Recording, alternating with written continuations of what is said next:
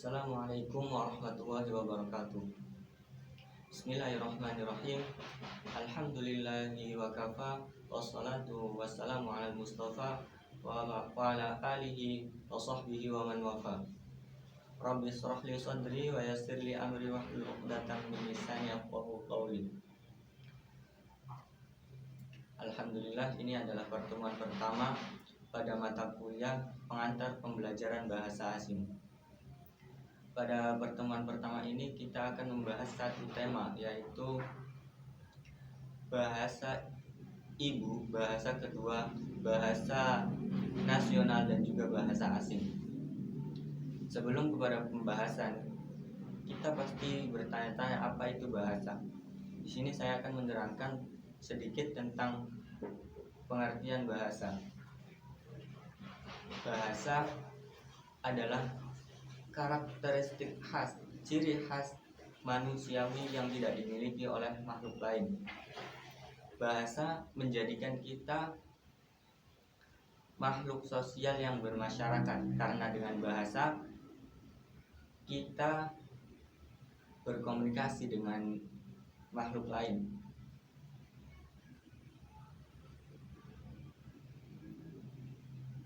Menurut Zihan, bahasa adalah salah satu warisan manusia yang memainkan peran penting dalam kehidupan manusia itu sendiri, seperti dalam berpikir, menyampaikan gagasan, berkomunikasi dengan sesama. Bahasa merupakan gejala alamiah dan manusiawi yang terdapat pada sebuah masyarakat, suku dan bangsa. Ialah pemilikan isyarat komunikasi yang disebut dengan bahasa. Di seluruh dunia kurang lebih ada 5.445 bahasa alamiah. Disebut manusiawi karena hanya manusia yang dapat berkomunikasi dengan isyarat bahasa. Rida Laksana dan Depdikbud mendefinisikan bahasa sebagai sistem lambang bunyi yang arbiter yang digunakan para anggota suatu masyarakat untuk bekerja sama, berinteraksi, dan identifikasi diri. Dari pengertian itu kita ambil 5 poin penting. Yang pertama ada manusiawi, yang kedua dipelajari, yang ketiga sistem, yang keempat arbiter, dan yang kelima yaitu simbol atau lambang. Dikatakan manusiawi karena hanya manusia yang memiliki simbol untuk berkomunikasi, yaitu dengan bahasa.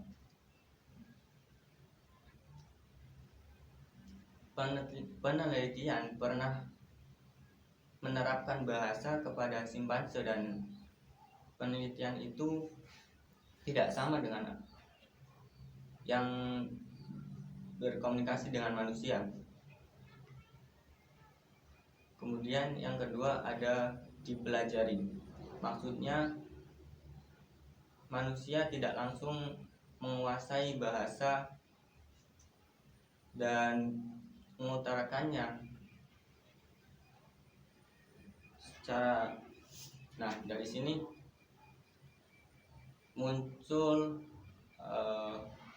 istilah bahasa ibu. Dari Al-Muraji'u fi Ta'lim al-Lughati Arabiyyati linnatiqi bil lughati akhar, bahasa ibu adalah awwalu lughatu talaqqaha at-tufuli fi bayatihi wa yastakhdimaha litahqiqi ittisali bainahu wa baina muhitin. Kalau kita pernah belajar Al-Quran, kita tidak asing dengan kata talaqqa. Kalau kata guru saya sendiri, talaqqa itu dari mulut pembicara kepada lawan bicara, sehingga lawan bicara ini mampu atau menguasai bahasa pembicara. Pembicara itu fi bayati, di lingkungannya, entah itu datang dari ibu, bapak, paman, kakek, atau nenek. Menurut Bloomfield, pakar ahli linguistik mengatakan bahwa bahasa pertama yang dipelajari manusia adalah bahasa ibunya. Ialah penutur asli dari bahasa itu sendiri. Bahasa yang digunakan atau dipakai oleh orang dewasa ketika berkomunikasi dengan anak kecil dapat dirangsang oleh anak kecil, kemudian diungkapkan kembali. Dalam usia 2,5 tahun sampai 5 tahun, anak mampu menguasai bahasa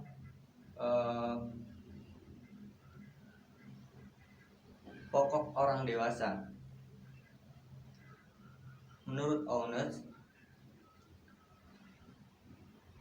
anak yang tidak belajar bahasa pada masa dini akan mengalami banyak kesulitan di masa yang akan datang.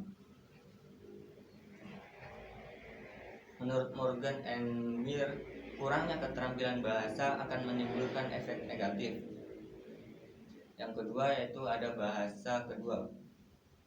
Bahasa kedua adalah al-lughatu allati yunassu 'alaiha fid dasturi wallati tata'allamuha ifradul mujtami'i tata'addadu lughatul 'ammi wa tatabayanu lahjatu mimma yufridu wujudu lughati tarbiti baina afradi. Bahasa kedua ini adalah bahasa yang ditetapkan oleh undang-undang dan dipelajari semua anggota masyarakat. Berbagai bahasa asli dan macam-macam logat dikumpulkan antara satu dengan yang lainnya. Itu yang disebut dengan bahasa kedua. Kemudian ada bahasa nasional.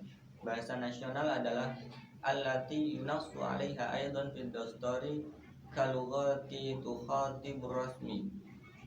Bahasa nasional adalah bahasa yang disepakati undang-undang juga dan seperti penggunaan pada pidato-pidato resmi. Wabiha tasudul musyawarati wa bayanatil ammati wa biha tadril muhakam wa tadrusu biha al-mawadi ad-dirasayyati fil jami'ati wa tata'ammalu biha syurakatil tayrani bil wawasail ittisali. Bahwa bahasa nasional ini biasanya dipakai dan dikelola sebagai bahan pembelajaran. Kemudian yang terakhir ada bahasa asing. Bahasa asing adalah bahasa milik bangsa lain yang dikuasai, biasanya melalui pendidikan formal dan secara sosiokultural tidak dianggap sebagai bahasa sendiri. Noam Chomsky mengatakan language